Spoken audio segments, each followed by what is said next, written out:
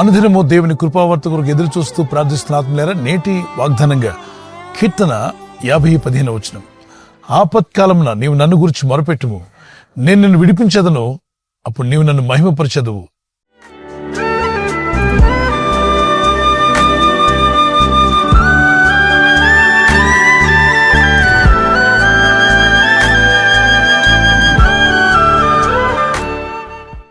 ఇక్కడ ఒకే వాగ్దానంలో 3 విషయాలున్నాయి. ఆపద వచ్చినప్పుడు నాకు మొరపెట్టు, నేను నిన్ను విడిపిస్తాను. మనం మొరపెట్టినప్పుడు దేవుడు విడిపిస్తా అన్నాడు. అప్పుడు నీవు నన్ను మహిమపరచదు అన్నాడు. అంటే విడుదల పొందిన ప్రతి వ్యక్తి కూడా దేవుని స్తుతించి ఆయనకి సాక్ష్యం ఇచ్చేవారుగా ఉండి ఆయన గణపరిచేవారుగా ఉంటారు. మీ జీవితంలో కూడా దేవుని గణపరిచేవారుగా, దేవుని మహిమపరిచేవారుగా, దేవుని నామాన్ని హెచ్చించేవారుగా మీరుండాలి. మీరు విడుదల పొందాలి. మీ జీవితాలకు ఆశీర్వాదం రావాలంటే దేవుని చిత్తం. ఆపద వచ్చినప్పుడు ఇక నా వల్ల కాదు, నేను ఇంకేమి చేయలేను అని కృంగిపోవద్దు. లే, మోకరించి దేవుని సన్నిధిలో ప్రార్థన చేయి, దేవుని దగ్గర మొరపెట్టు. ఆపత్కాలంన నీకు మొరపెట్టినప్పుడు నన్ను విడిపిస్తాను వాగ్దానం చేశావు. ఐదుగు ఆపద వచ్చింది. ఈ ఆపదలను మేము బయటపడలాగునా నీకు మొరపెట్టమన్నా మొరపెడుతున్నాం తండ్రి, ప్రార్థిస్తున్నాం. నీ యందు విశ్వాసం ఉంచి మొరపెడుతున్నాం.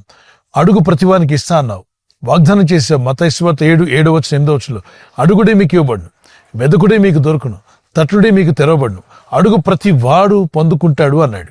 కాబట్టి అడుగుట, మొరపెట్టుట, ప్రార్థించుట ఇది మనకు అయ్యే పని. మనం చేయలేని పని కాదు, మనం చేయగలిగిన పని. ఆపద వచ్చినప్పుడు ప్రతి ఒక్కరు కలవరపడతారు. అపాయములో ఉపాయం నేర్పువాడు దేవుడే. యెహోషాపాతు రాజు తన జీవితంలో వచ్చిన ప్రతి ఆపదలో కూడా అతను ప్రార్థించినట్టుగా మనం చూస్తున్నాం. దేవుని సన్నిధిలో మొరపెట్టాడు. రాజు అయి ఉండి ఓ రాజ్యాన్ని ఏలుతున్నవాడు దేవుని ముందు మోకరించి, అయ్యా మేము గొప్ప ఆపదలో ఉన్నాం, ఎటు తోచని పరిస్థితుల్లో ఉన్నాం, మాకు ఆలోచన దయచేయి, మంచి జ్ఞానం నివ్వు, మాకు ధైర్యం ఇవ్వు, మేము జయించుటకు శక్తిని మాకు దయచేయమని ప్రార్థించాడు. పరిశుద్ధ గ్రంథంలో దావీదు కూడా తాను రాజు అయినప్పటికీ ప్రతి విషయంలో ప్రార్థించేవాడు, దేవుని దగ్గర మొరపెట్టేవాడు. యుద్ధానికి వెళ్ళేటప్పుడు కూడా, ఓ దేవా, ఈ యుద్ధము చేయమంటావా వద్దంటావా? శత్రువులందరూ కలిసికట్టుగా మా మీదకి కీడు చేయడానికి వచ్చేస్తున్నారు, నీ సహాయం నాకు కావాలి. నన్ను ఏ దిక్కును నిలబడమంటావు? యుద్ధానికి వెళ్ళేటప్పుడు ఏ దారిలో వెళ్ళమంటావు? ఏ మార్గం గుండా వెళ్ళమంటావు? ఈ విషయాలన్నీ దేవుని దగ్గర అడిగేవాడు. దావీదు సుబుద్ధితో ప్రవర్తించడని, ప్రతి విషయంలో వివేకం కలిగి ప్రవర్తించడని, భక్తి కలిగి ప్రవర్తించినట్టుగా మనం చూస్తున్నాం. మన జీవితాల్లో కూడా భక్తి కలిగి, వివేకంతో, సుబుద్ధి కలిగి జీవించినప్పుడు దేవుడిచ్చే జయాలు, దేవుడిచ్చే జవాబులు మీరు పొందగలుగుతారు. ఇక్కడ దేవుడైన ప్రభువు అంటున్నాడు, ఆపద వచ్చిందా నాకు మొరపెట్టు, నేను విడిపిస్తాను, అప్పుడు నీవు నన్ను మహిమపరుస్తావు. ఈ ఆత్మీయ యాత్రలో ఆపదలనే వస్తూనే ఉంటాయి. ఆపదలు చూసి కృంగిపోవద్దు, కానీ ఆరాధించి, ప్రార్థించి, ప్రభు దగ్గర మొరపెట్టి, దేవుని దగ్గర వేడుకుంటున్నప్పుడు ఆయన మనల్ని తప్పక విడిపిస్తాడు, మిమ్మల్ని విడిపిస్తాడు. మీ ఆపదలో నుండి ప్రభు మిమ్మల్ని అందరినీ విడిపించునుగాక. అప్పుడు మీరు దేవుణ్ణి మహిమపరిచేవారుగా ఉండండి. దేవుడిచ్చే సహాయం పొందుకొని దేవుణ్ణే మర్చిపోయే వాళ్ళు అనేక మంది ఉన్నారు. అట్టివారుగా మనం ఉండదు, కానీ దేవుని సన్నిధిలో ప్రార్థించి ఆయన చేసిన మేళ్లను దేన్ని మరవద్దని వాక్యం సెలవిస్తుంది. 103వ కీర్తన 3:4 యెహోవా యందు భయభక్తి కలిగిన ప్రతి ఒక్కరితో ప్రభు చెప్పిన మాట, ఆయన చేసిన ఉపకారములు దేనిని మరవద్దు. మన ప్రాణంతో కొన్నిసార్లు మనం మాట్లాడుకోవాలి, నా ప్రాణమా ఆపద వచ్చినప్పుడు కృంగిపోవద్దు, దేవునికి ప్రార్థన చేయి. మరి దేవుడు చేసిన మేళ్లను మర్చిపోవద్దు, తప్పనిసరిగా ప్రకటించి దేవుని ఘనపరచు, ఆయన మహిమపరిచే వరకు ఉందాం. లూకాసు సువార్త 17:10 10 మంది కుష్ఠరోగులు ప్రభు యొద్దకు వచ్చి స్వస్థపరచమని వేడుకుంటే ప్రభు అంటాడు, మీరు వెళ్ళండి, యాజకుని మిమ్మల్ని మీరు కనపరుచుకోండి అని ఆయన సెలవీయగా వెళ్తున్న మార్గంలోని 10 మంది స్వస్థత పొందారు. స్వస్థపడిన వెంటనే ఒకడు తనకు స్వస్థత జరగడం చూసి, తనకున్న కుష్ఠరోగం తొలగిపోవడం చూసి, ఆ భయంకరమైన రోగం తను వదిలిపోయిందని తెలుసుకుని పరుగున తిరిగి వచ్చి ప్రభు పాదాల మీద పడి కన్నీళ్లు కార్చి దేవుని స్తుతించి మహిమపరిచి ఆయన గనపరిచినట్టుగా లేఖనాల్లో రాయబడింది. నేడు దేవుని యొద్ద మొరపెడుతున్న ప్రతి ఒక్కరి జీవితంలో కూడా మేలు చేయగల శక్తిమంతుడైన దేవుడు. ఆయన నీకు మేలు చేసినప్పుడు ఆయన చేసిన ఉపకారాలను మర్చిపోయే వ్యక్తిగా ఉండొద్దు, కానీ ఆయన గనపరిచే వ్యక్తిగా, ఆయన మహిమపరిచే వ్యక్తిగా ఉందాం. ఎన్నో ఆపదల్లో ఎంతో మంది పరిశుద్ధ గ్రంథంలో పాత నిబంధనలు కావచ్చు, క్రొత్త నిబంధనలు వారు మొరపెట్టుకునగా ప్రభు వారిని విడిపించి, వారిని బాగు చేసి, వారిని స్వస్థపరిచిన విషయాలు లేఖనాల్లో స్పష్టంగా మనకు కనబడుతున్నాయి. మీరు కూడా ఈ వాగ్దానం పట్టుకుని ప్రార్థిస్తుండగా మీరున్న ఆపదల నుండి, అపాయంలో నుండి ప్రభు తప్పించి, విడిపించి, రక్షించి మిమ్మల్ని బాగు చేయనుగాక. చిన్న కీర్తన పాడుకుందాం. పిలిచిన పలికి దేవుడవు, తలచిన తరుణని కాచెదవు, అడిగిన వారికి ఇచ్చెదవు, ఆపదలు తప్పించెదవు. పిలిచిన పలికి దేవుడవు, తలచిన తరుణని కాచెదవు, అడిగిన వారికి ఇచ్చెదవు, ఆపదలు తప్పించెదవు. నీకే నారాధన యేసయ్యా, నీకే నా స్తుతి ప్రార్థన. నీకే నారాధన యేసయ్యా, నీకే నా స్తుతి ప్రార్థన. పిలిచిన పలికే దేవుడవు, తలచిన తరుణని కాచెదవు, అడిగిన వారికి ఇచ్చెదవు, ఆపదలు తప్పించెదవు. నిజమే, ప్రభు మాట తప్పనివాడు, ఆయన మాట ఇచ్చి నెరవేర్చువాడు. 146 కీర్తన 6 వచనంలో ఆయన మాట ఇచ్చి నెరవేర్చువాడు. ఆయన మాట ఇచ్చాడు. ఆపత్కాలం నువ్వు నాకు మొరపెట్టుము, నేను విడిపిస్తాను, అప్పుడు నీవు నన్ను మహిమపరచుదు అన్నాడు. ఆయన విడిపించే దేవుడు.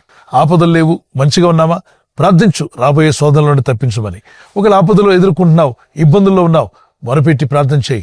దేవుని దగ్గర కన్నీళ్లు కార్చి ప్రార్థించు, లేదా కుటుంబంతో కలిసి ఫాస్టింగ్ ఉండి ప్రార్థన చేసి దేవునికి అప్పగించుకోండి. అయ్యా, ఈ సమస్యల నుండి, ఈ ఆపదల నుండి, ఈ శోధనల నుండి బయటపట్టు కృపనిమ్మని అడగండి. ఖచ్చితంగా ప్రభు మిమ్మల్ని, మీ కుటుంబాలను మీ ఆపదల నుండి తప్పించి విడిపించి ఆయనను మీరు మహిమపరిచే విధంగా నూతన గొప్ప కార్యములు ప్రభు మీ పట్ల జరిగించునుగాక. ఆమేన్. ప్రార్థన చేసుకుందాం. ప్రియ పరిశుద్ధమైన మా తండ్రి, నీ యందు విశ్వాసం ఉంచి ప్రార్థిస్తుండగా నీ ప్రజలకు శక్తిని, బలమును, కృపనిచ్చేవాడు నీవే. అవును ప్రభా, నువ్వు మాట ఇచ్చి నెరవేర్చువాడు. వాగ్దానం చేశావు, ఆపత్కాలమును నీకు మొరపెట్టినప్పుడు మమ్మల్ని విడిపిస్తానన్నావు. అప్పుడు మేము మిమ్మల్ని మహిమపరిచే విధంగా, నిన్ను ఘనపరిచే విధంగా మమ్మల్ని నీ సాక్షులుగా నిలబెట్టుకుంటా అన్నావు. నిలబెట్టి, నడిపించి, స్థిరపరిచి నీ రాకడకు మమ్మలను సిద్ధపరచండి. నీ ప్రజలందరి జీవితాల్లో ఈ వాక్యం విని ప్రార్థిస్తున్న వారి జీవితంలో ఏ ఆపదలో ఉన్నా, ఏ అపాయంలో ఉన్నా, అనారోగ్య బలహీనతలైన, మరి శత్రువుల వలన ఇబ్బందులు కలుగుతున్న వీరందరికీ విడుదల వచ్చునుగాక. ఈ రోజు ప్రార్థించి ప్రయత్నించబోతున్న శంకుస్థాపన అయిన, గృహప్రవేశమైన, ఒక బిజినెస్ ప్రారంభిస్తున్నా, ఉద్యోగ ప్రారంభానికి వెళ్తున్నా, ఒక మంచి కార్యక్రమాన్ని ప్రారంభిస్తుండగా, నేను వారి బిడ్డల వివాహం కొరకు ప్రయత్నాలు చేస్తుండగా, వారు చేస్తున్న ప్రయత్నాలు ఫలించలాగున మీ దూతలకు ఆజ్ఞాపించండి. ఎవరైనా హాస్పిటల్లో ఉన్నా, ఐసీయూలో ఉన్నా, ప్రభు ఎవరైతే సీరియస్ కండిషన్లో ఉండి బాధపడుతున్నారో వారికి యేసు నామములో స్వస్థతను అనుగ్రహించండి. కృంగిపోయిన వారిని లేవనెత్తండి. మీ గాయపడిన హస్తమును చాపి వారికి ఉన్న సకల రోగాల నుండి విడుదల ఇచ్చేయి. వారిని లేపి నడిపించడాన్ని సాక్షులుగా నిలబెట్టుకోండి. ఈ ఉదయకాలం ప్రతి రోగి యేసు నామములో స్వస్థత నొందునుగాక. తండ్రి, ఈ దినం ఎవరైతే ప్రయాణమై వెళ్ళబోతున్నారో, అది రైలు మార్గమైనా, ఆకాశ మార్గమైనా, బస్సుల్లో, వాహనాల్లో ఎక్కడ ప్రయాణం చేస్తున్నా, రోడ్డు మార్గంలో ఏ వాహనంలో వారు ప్రయాణం చేస్తున్నా, నీ ప్రజలకు కాపాడే దూతలను పంపండి. మీరు ఆపదల నుండి మీరు తప్పించబడి విడుదల పొంది నిన్ను మహిమపరిచేవారుగా నీ సాక్షులుగా నిలబెట్టి వాడుకోమని యేసు క్రీస్తు పరిశుద్ధ నామములో అడిగి వేడుకుంటున్నాను నా పరలోకపు తండ్రి. ఆమేన్, ఆమేన్. ఈ వాగ్దాన్ని మీతోనే ఉంచుకోకుండా లైక్ చేయండి, షేర్ చేయండి. అనేకులు ఈ యొక్క ఛానల్ సబ్స్క్రైబ్ చేసుకోమని తెలియపరచండి. సబ్స్క్రైబ్ చేయని వారు కూడా సబ్స్క్రైబ్ చేయండి. God bless you. ప్రభు కృప మీకు తోడే ఉండుగాక.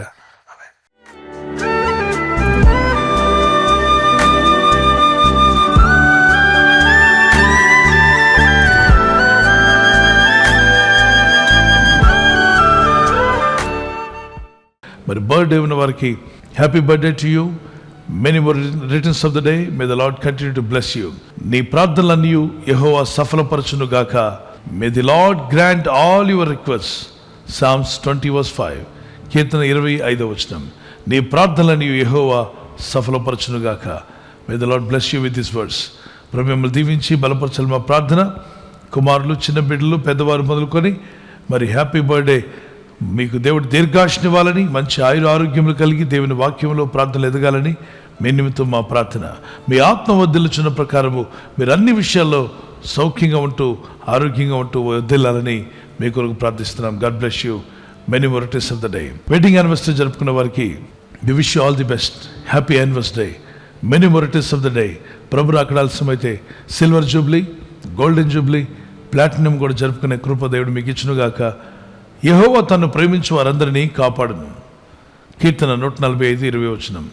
The lord watches over all who love him. ఆయన ప్రేమించు వారందరినీ ఆయన కాపాడువాడు.